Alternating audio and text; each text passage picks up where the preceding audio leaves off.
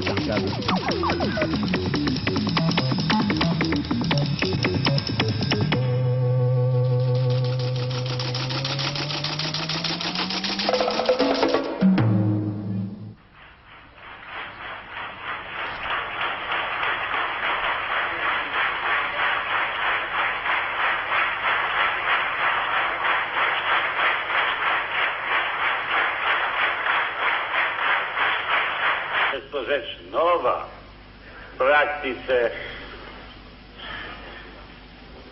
Mesdames et messieurs, bonsoir. Ces images ont été tournées ce matin à Szczecin, en Pologne, celles du premier accord signé entre les experts qui représentent le gouvernement de Varsovie et les grévistes qui venaient de remporter une belle victoire, au moins provisoirement.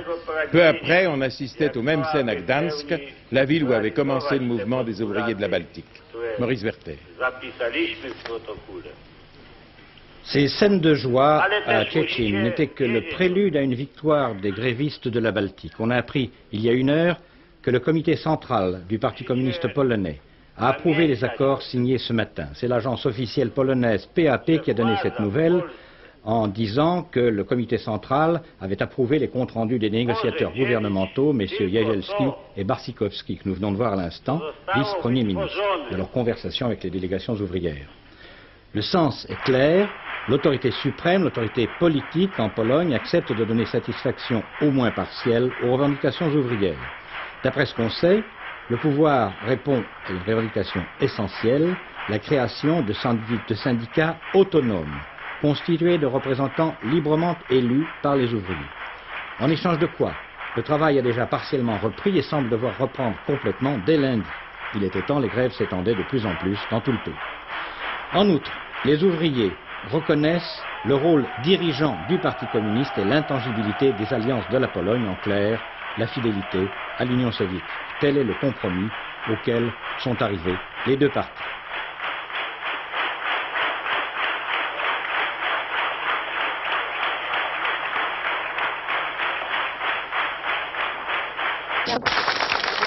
À Gdansk, dès ce matin, c'est-à-dire avant la victoire définitive, la foule enthousiaste acclamait le héros du jour, Lech Walesa.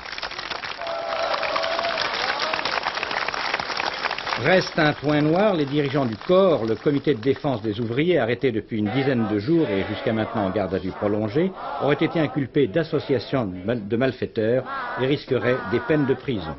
Cette mauvaise nouvelle n'est pas encore confirmée, mais l'organe officiel du Parti communiste polonais, Tribunał Ludu, prononce un réquisitoire très sévère contre les dirigeants du corps, en particulier M. Jacek Kuron et Adam Michnik.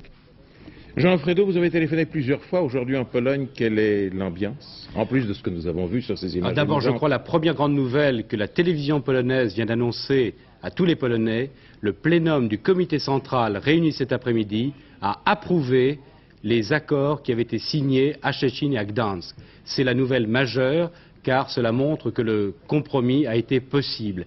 Et ceci est une très grande nouvelle. J'ai téléphoné effectivement à Gdansk et à Varsovie. L'ambiance était encore hésitante cet après-midi, car on se demandait ce qui pouvait se passer, mais confiante. Et de tous mes interlocuteurs, j'ai reçu l'idée que le travail allait reprendre maintenant, que la raison avait vaincu en Pologne. Mais quelle pourrait être la signification politique de l'accord? Eh bien, d'abord, la Pologne continuera à être un cas dans les pays de l'Est. En effet, c'est le seul pays où désormais il sera possible de dire qu'à côté du syndicalisme officiel, un syndicalisme autonome peut vivre, exercer de pleines responsabilités. Et d'ores et déjà, j'ai écouté également Radio Prague, Radio Budapest, cet accord a été annoncé dans des termes non pas élogieux, je dirais, mais suffisamment informatifs pour que les populations de tous ces pays soient au courant. Qui sait si demain, dans d'autres pays de l'Est, ce qui a triomphé en Pologne, eh bien, ne fera pas tache d'huile. Peut-être un grand tournant. Quelles sont les raisons profondes de cette crise qui a fait craindre une conflagration armée? Si le conflit rebondit, peut-il s'internationaliser? Et puis comment vit-on en Pologne aujourd'hui? Que veulent les travailleurs? Que peut l'Église? Vous le saurez en suivant lundi soir l'édition spéciale de Questions de temps, le magazine présenté par la rédaction d'Antenne 2 avec Jean-Pierre Elkabbach et des reportages sur place et des témoignages en direct à Varsovie, à Moscou, à Washington. Une émission particulièrement intéressante. Questions de temps lundi 1er septembre. Et le lundi 8, l'invité de carte sur table sera Michel Debré, ancien Premier ministre du général de Gaulle et candidat à l'élection présidentielle de l'an prochain. La date a été choisie à dessein pour que M. Debré puisse se trouver pour vous en direct sur le plateau d'Antenne 2. On pensait que M. Brejnev parlerait des événements de Pologne dans son discours hier à Alma-Ata, en Asie centrale, pour le 60e anniversaire solennel de la République soviétique du Kazakhstan. Surprise, il n'a pas abordé le sujet. Par ailleurs, le secrétaire général est apparu en excellente conditions physiques, jugez vous-même, donc après 2 ou 3 années difficiles, il paraît avoir retrouvé la pleine forme. Il a dit, je cite, « La politique étrangère de Moscou est honnête, lucide et pacifique, elle ne vise aucune conquête territoriale et l'URSS est unie avec les autres pays socialistes par leur fraternité d'armes. » M. Brejnev a réservé, cela dit, toutes ses flèches aux États-Unis, accusés de préparer l'opinion mondiale à accepter l'idée même d'une guerre nucléaire. Le numéro 1 soviétique a insisté sur ses récentes rencontres avec M. Giscard d'Estaing et le chancelier Schmitt, car, dit-il, la France et l'Allemagne comprennent ce qu'est la détente, contrairement aux États-Unis. Visiblement, M. Brejnev s'attache à élargir toutes les divergences possibles, réelles ou non, entre pays de l'Alliance Atlantique.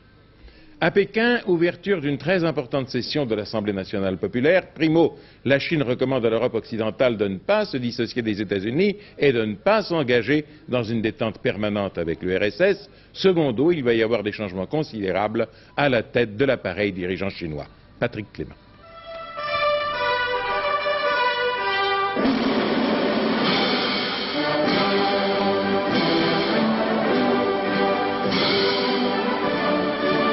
L'hymne de la République populaire chinoise. Le palais de l'Assemblée du peuple à Pékin. L'ouverture de la session de l'Assemblée populaire chinoise. 4 ans après la mort de Mao Tse-tung, la réunion des représentants du peuple chinois, ils sont 1 milliard, est d'une importance capitale. Que la Chine évoque ses problèmes budgétaires, qu'elle incite l'Europe occidentale à ne pas s'engager sur la voie d'une détente permanente avec l'Union soviétique, qu'enfin elle nous fasse croire que la réhabilitation massive des victimes de la révolution culturelle lui coûte plus de 2 milliards de francs, tout cela est secondaire par rapport à les victoires que Deng Xiaoping est en train de remporter. M. Deng Xiaoping à droite est le plus fort, M. Hua Kofeng est le perdant. Il perd son poste de Premier ministre. Un homme de Deng Xiaoping prendra sa place. Il s'agit de Yao Yingyang. La ligne pragmatique est donc assurée. L'information a été annoncée ce matin par Chine Nouvelle, l'organe officiel du Parti communiste chinois. Il serait donc surprenant qu'aujourd'hui ou demain, elle soit démentie. L'affaire des otages américains à Téhéran va-t-elle évoluer alors qu'ils en sont à 10 mois de détention? Le président iranien Bani Sadr dit en substance « Nous y sommes allés trop fort ». Aux États-Unis, on demande aux industriels qui ont intenté des procès au gouvernement iranien pour rupture de contrat de mettre la sourdine et, selon des informations venues du Koweït, un pays arabe qui a des relations étroites avec l'ayatollah Khomeini aurait entrepris une médiation en faveur de la libération des otages. Selon l'agence américaine Associated Press, ce pays serait l'Algérie. À Lima, Pérou, arrivée de notre confrère Albert Brun, directeur régional de l'AFP, et qui avait été retenu pendant 4 jours par les services de renseignement en Bolivie. De très nombreuses entreprises de presse du monde entier, dont Antenne 2, avaient protesté auprès du gouvernement bolivien quant à la manière dont M. Brun avait été empêché de travailler. Et il a dit aujourd'hui qu'il avait été traité avec une courtoisie froide et qu'il n'avait subi aucun mauvais traitement. La police italienne en semble convaincue. L'homme qui, le 2 août, a déposé la bombe à la gare de Bologne, de même que les cerveaux qui avaient ordonné cet attentat le plus meurtrier de l'histoire de l'Europe moderne, se trouve parmi les 22 extrémistes de droite que la dite police a arrêtés ces derniers jours en Italie. Sur 28 mandats, déjà donc 22 arrestations d'activistes fascistes. Et cela, surtout grâce au substitut Amato, abattu le 23 juin dernier par les noyaux armés révolutionnaires, résurgence d'ordre nouveau. En effet, le petit juge courageux avait pu constituer un épais dossier sur ses futurs assassins.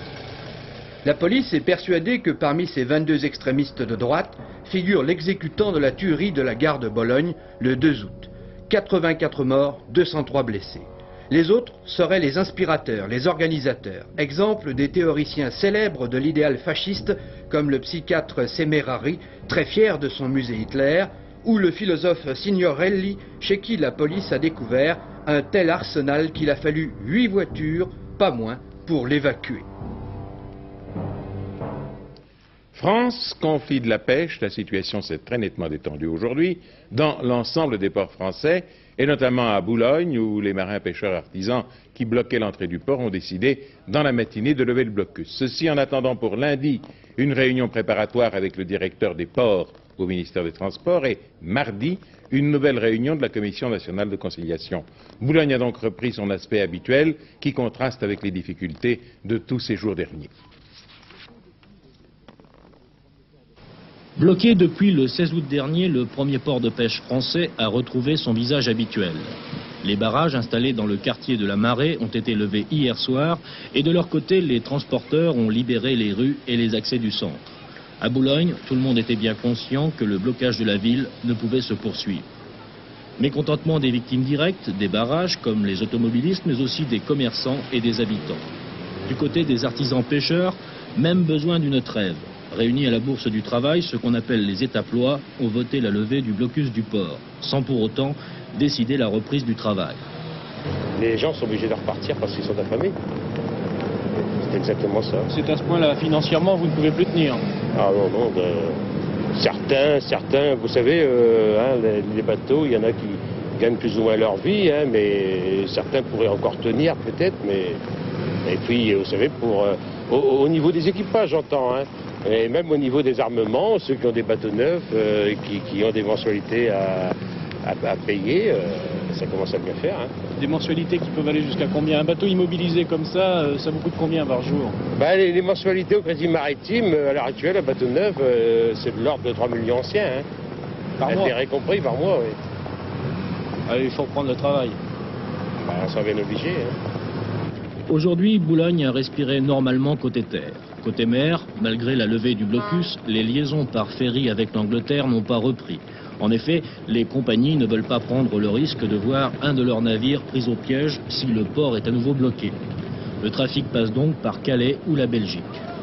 Amertume, lassitude, les artisans pêcheurs seront sans doute les premiers à reprendre le travail ce week-end. 6 semaines de grève auxquelles s'ajoutent de longues périodes de réparation pour de nombreux chalutiers. Certains bateaux ne pêchent plus depuis près de 2 mois. Vous connaissez les diverses raisons des conflits de la pêche, entre autres le taux élevé des charges, le prix du carburant, les règlements internationaux qui limitent le droit de pêche et aussi la disparition progressive de certaines espèces de poissons. Ces difficultés ne sont pas particulières à la France. D'autres grands pays maritimes les connaissent tout autant, la Grande-Bretagne, les États-Unis, l'Allemagne, le Japon. Mais au Japon, on est en passe de les résoudre grâce à l'aquaculture, c'est-à-dire l'élevage rationnel et planifié des poissons. Un reportage de Paul Amar dans des fermes marines du Japon. Tokyo, 5 heures du matin. Le plus grand marché aux poissons du monde commence à s'animer. Un marché impressionnant destiné à nourrir une ville de 12 millions d'habitants.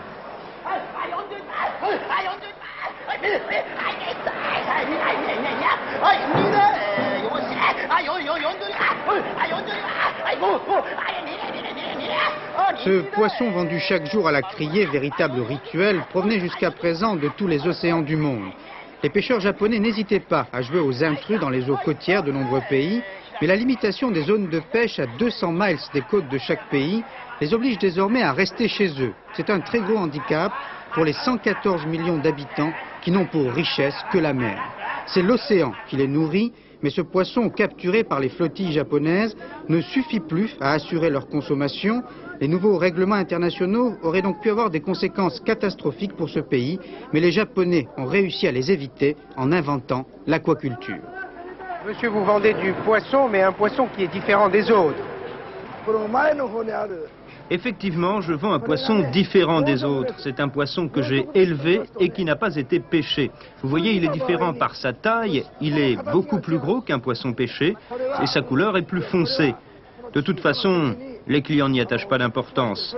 Il leur arrive souvent d'acheter du poisson d'élevage tout simplement parce qu'il est moins cher. En quelques mots, ce pêcheur, ou plutôt ce fermier de la mer, a défini l'aquaculture. Le poisson qu'il vend n'a pas été capturé, mais élevé dans des fermes marines comme celle de Misaki, située à 60 km de Tokyo, au bord de l'océan Pacifique. Le cadre surprend, rien à voir avec le traditionnel village de pêcheurs, en guise de cabane du béton, en guise de port, des bassins. Ces brèmes sont nées et ont grandi dans ces bassins. Elles ont été choyées et gavées par les 160 employés et chercheurs qui travaillent à Misaki et qui n'ont peut-être jamais tenu une canne à pêche. Leur adresse et leur patience s'exercent d'une autre manière. Ces techniciens passent leur journée à analyser l'eau des bassins, à examiner les œufs et à veiller à ce que l'éclosion se déroule dans de bonnes conditions.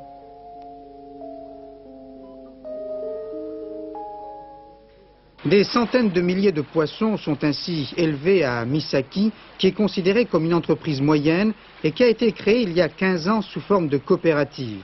Ces paysans de la mer ne le regrettent pas, ils gagnent de l'argent, ne consomment pas de carburant et ne sont victimes ni des règlements internationaux, ni de la pollution, ni de la disparition des espèces. La rentabilité est telle que la production de certains poissons d'élevage comme la truite ou la carpe est aujourd'hui plus forte au Japon que la production des mêmes espèces capturées. Et cet essor de l'aquaculture a incité les Japonais à inventer d'autres méthodes d'élevage au risque de choquer un peuple traumatisé par Hiroshima. Tokai, un centre nucléaire situé à 100 km de Tokyo. Un centre où cohabitent chercheurs atomistes et paysans de la mer. Les eaux froides de l'océan Pacifique aboutissent au cœur de la centrale, sont aussitôt réchauffées par le centre atomique et alimente un petit bâtiment qui fait penser à un hangar modeste, mais qui est en fait une ferme marine.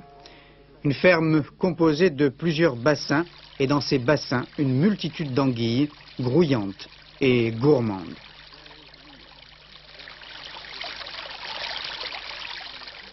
Spectacle déroutant, ces anguilles ne vivent et ne survivent que grâce au nucléaire, que grâce à cette eau réchauffée de 10 degrés. Monsieur Tokushima, cela paraît tout de même étrange de voir des poissons élevés dans un centre nucléaire. Étrange peut-être au début, mais on a fini par s'y habituer. La mer où se trouvent les poissons est souvent synonyme de pureté. Et la première idée qui vient à l'esprit quand on voit des poissons élevés dans un centre nucléaire est l'idée de radioactivité. Alors est-ce que ce poisson ne risque pas d'être atteint par cette radioactivité ?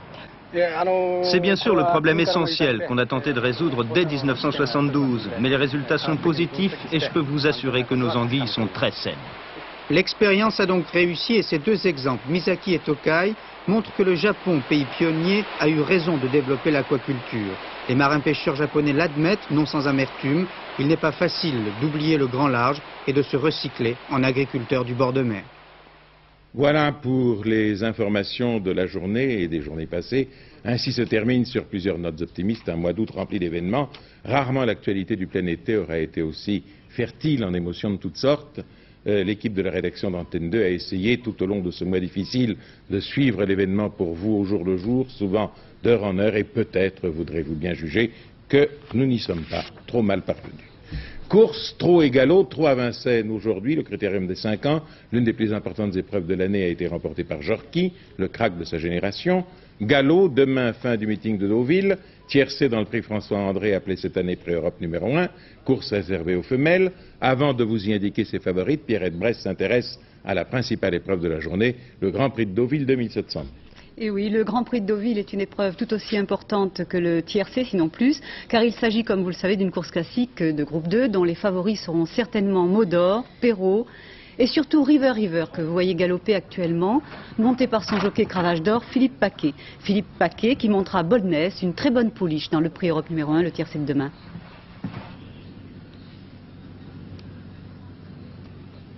Quelles sont ses chances ? Oh, je crois qu'elle a une petite chance parce qu'elle n'est pas très bien placée au poids. Qu'est-ce qu'elle porte comme poids? C'est une 3 ans, elle porte quand même 53,5 kg et je crois que c'est pas un poids très favorable. Vous l'avez travaillé à l'entraînement? J'ai travaillé mercredi matin à Chantilly, elle a très bien travaillé, mais je crois que ses chances sont assez limitées quand même. Sauf s'il venait à pleuvoir et si le terrain devenait très très souple. Elle pourrait finir dans les 3 premières places? On pourrait peut-être prendre une place. Qu'est-ce que vous avez galopé là ce matin? Ça c'est River. Je suis qui court le Grand Prix de Deauville. Il a l'air en bonne forme. Hein? Il a une très bonne chance, oui. Le Grand Prix de Deauville. Je crois qu'il sera le cheval à battre.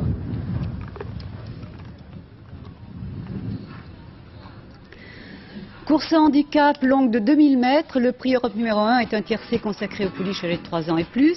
Il y aura 20 concurrentes et dans ce style d'épreuve, les outsiders sont souvent à l'arrivée. J'ai donc placé en tête de ma sélection Alcool, qui ne sera pas une favorite mais qui peut gagner s'il pleut avant la course. Ensuite Dana Regal qui porte un poids avantageux de 53 kg. Queen's Mystery devrait confirmer dans ce tiercé toutes ses récentes bonnes courses car elle est extrêmement régulière. Charles Bridge préférera un terrain souple. Dans ces conditions, toutes les chances lui sont permises. Boldness est toujours à l'arrivée de ses courses. Une fois de plus, elle ne devrait pas décevoir, malgré son poids élevé. Fer Davina a déjà gagné 4 courses depuis le début de l'année, mais toujours en terrain souple.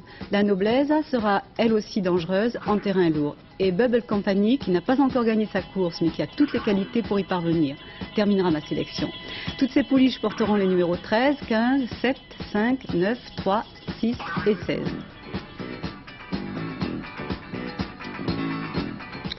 Autre sport, vous connaissez Eric Heiden, 5 médailles d'or aux Jeux Olympiques en patinage de vitesse. Sa propre sœur Beate Heiden a gagné cet après-midi le championnat du monde de cyclisme sur route à Salanches, une sacrée famille. Après 4 tours d'un circuit très sélectif, 4 femmes pour un titre mondial. Une américaine, une anglaise, une suédoise, une italienne. Un sprint conduit de loin par une femme au maillot étoilé. Elle est américaine, son nom, Beate Heiden. Heiden, cela doit vous rappeler quelque chose, une famille sportive au-dessus de la moyenne. Déjà médaille de bronze aux derniers Jeux Olympiques d'hiver en patinage de vitesse, elle enlève aujourd'hui le championnat du monde de cyclisme féminin. Son frère Eric, le patineur aux 5 médailles d'or, doit mourir d'envie. Cycliste lui aussi, il est l'un des meilleurs Américains en vitesse individuelle. Cette victoire familiale va sûrement lui donner des idées. Les derniers essais du Grand Prix de Pays-Bas de Zandvoort n'ont rien changé à l'ordre des départs. Personne n'a pu améliorer les performances établies vendredi par René Arnoux et Jean-Pierre Jabouille. Arnoux se permettant même le luxe de réaliser 1 minute 17 secondes 44 centièmes sur le tour, ce qui constitue le meilleur chronomètre à l'issue de ces essais. Les 2 Renault Turbo précédant les 2 Williams de Carlos Reutemann et Alan Jones sur la ligne de départ. Après une victoire en altitude au Grand Prix d'Autriche, pourquoi pas une victoire au niveau de la mer? La mer, nous y sommes pour l'America Cup. Après une journée de retard due au décès du père de Bruno Troublé, le skipper de France 3, la première manche du duel Australia-France 3 a lieu en ce moment même au large de Rhode Island.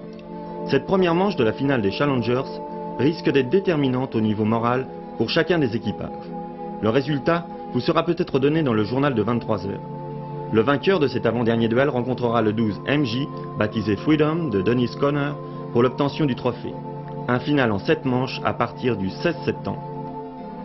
Noah s'est qualifié pour les 16e de finale des internationaux de tennis des États-Unis en battant Purcell, mais demain il rencontrera Borg. La Fédération française de tennis, à la suite des déclarations de Yannick Noah, a décidé d'ouvrir en France une enquête sur le dopage. La Fédération rappelle qu'aucun exemple de dopage n'a été à ce jour constaté dans le tennis. L'enquête aura lieu à toutes fins utiles, les conclusions seront publiées et on proposera une enquête semblable sur le plan international. Le Tour de France à la voile se termine. Les 24 équipages partis il y a 5 semaines de Dunkerque arrivent à Menton. Tous, ils avaient un seul et même genre de bateau, un First de 30 pieds. C'est le bateau de la ville de Dunkerque qui l'a emporté devant Le Havre et Brest. Tout ceci sont des noms de bateaux. Alors pour avoir une idée de l'ambiance au sein d'un équipage, nous allons partager la journée qu'Isabelle Wechter a passée sur le bateau Brest, qui avait mené la course depuis le départ jusqu'à Sainte-Maxime, c'est-à-dire jusqu'à avant-hier.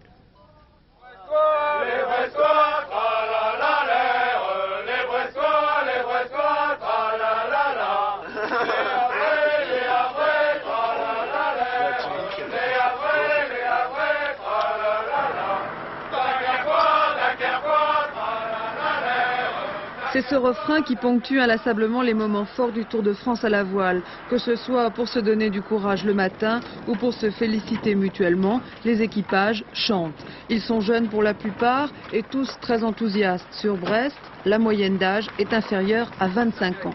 Ce sont une quinzaine de jeunes de la ville qui se sont relayés depuis Dunkerque pour constituer des équipages de 5 personnes.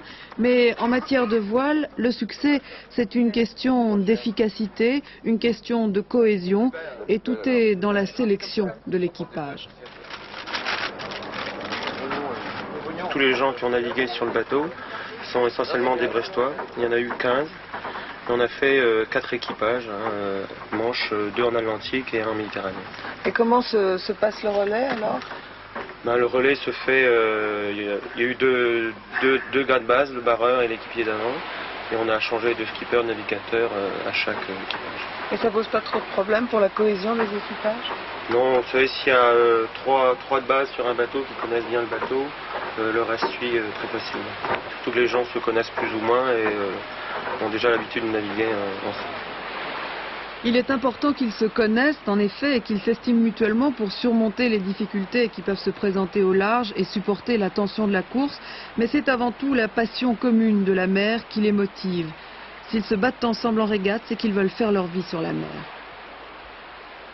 Moi je navigue toute l'année quoi. Toute l'année? Ouais, toute l'année. Ouais. Moi, comme tout le monde ici de toute façon. Je fais les entraînements d'hiver à Brest et on est tout le temps sur l'eau quoi. Et quelle est ton activité principale pour que ça te permette de naviguer toute l'année? En ce moment je fais mon service militaire. Pratique. C'est pratique ouais. Et les autres? À quoi est-ce que vous ressemblez dans la vie civile? Nous sommes de pauvres étudiants en vacances, en croisière en Méditerranée. Et nous en profitons bien car l'équipage, bien sûr, sur l'eau s'entend très bien. Mais je vous dirais que la terre également, le moral est très bon. C'est important, c'est l'intérêt de la course aussi, d'être à terre tous les soirs. Et de chanter des chansons de corps de garde. Oui, nous sommes un peu cosaques, c'est vrai. On a pissé dans la bille d'Assoa. On a pissé dans la bille d'Assoa.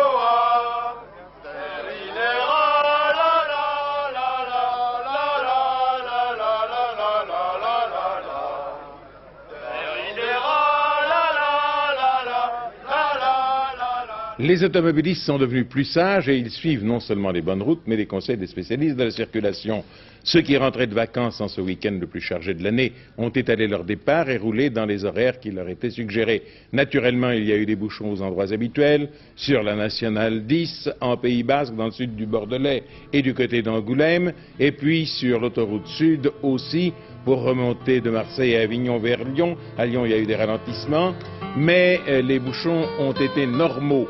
Et il n'y a pas eu de ces retards monstrueux que l'on aurait pu craindre si les automobilistes avaient été moins respectueux de la logique et des prévisions. Espérons que demain, dernier jour de grosse affluence sur les routes, les choses se passeront aussi bien, et bonnes vacances en tout cas à ceux qui partiront demain ou lundi pour en prendre à leur tour. On a tout dit sur la vogue du jogging, la course à pied comme moyen de santé, mais il y a aussi la marche et les dépliants de tourisme affirment 1 jour de sentier, 8 jours de santé. En somme, plus vous marchez, mieux ça marche pour vous. L'année dernière, sur le circuit du Mont Blanc, 200 000 touristes marcheurs avaient provoqué une cohue du genre grand magasin un jour de solde. Gérard Inet et Michel Alikoff ont exploré cette année les chemins de grande randonnée dans le Vercors, histoire de sortir des sentiers battus. La forêt du Bouchet, dans le Vercors, un matin du mois d'août. Là, sur ce petit sentier, nous avons rencontré 2 familles, 5 adultes et 5 enfants décidés à passer une semaine de leurs vacances à marcher dans la nature. Vacances en compagnie d'un guide et d'un mulet. Comme ces randonneurs en quête de dépaysement, les Français ont redécouvert pour leurs vacances le bienfait de la marche. Ils étaient 100 000 en 1970, ils sont cette année plus de 600 000 à avoir sillonné à travers la France les 22 000 kilomètres de sentiers de randonnée.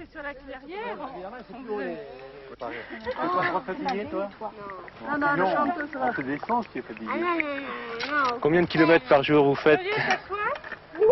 Par jour comment? Pendant les vacances? Oui, pendant les vacances. Ben, ça dépend, je suis les groupes. Moi, en principe, j'y vais pas souvent seul. Hein. Maintenant, quand j'y vais seul, je compte pas en kilomètres, je compte en heures. Hein. Alors, je fais 5-6 heures. Hein.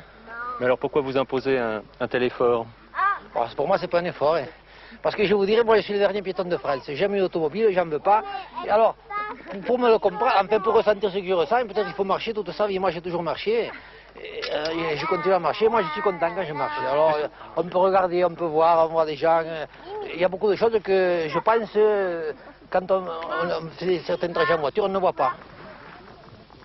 Nul besoin pour l'amateur de vacances insolites ou rustiques de grand large pour connaître l'aventure.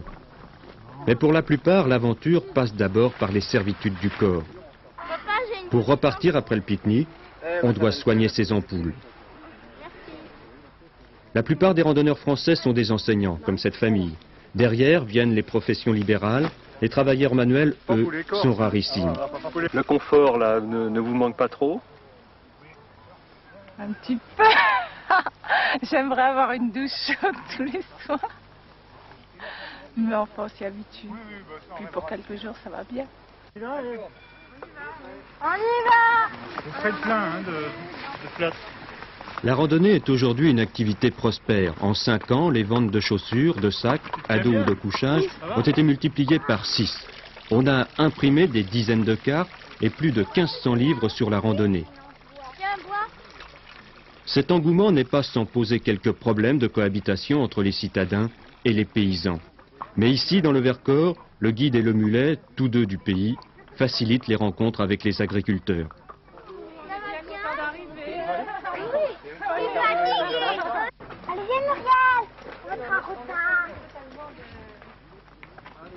Nous laisserons là ces deux familles repartir vers leur gîte d'un soir, grange retapée ou étable transformée, mais le plus souvent la toile de tente. Les sentiers de grande randonnée sont aujourd'hui encore des pistes à découvrir, où le silence et l'air pur sont à la portée de tous.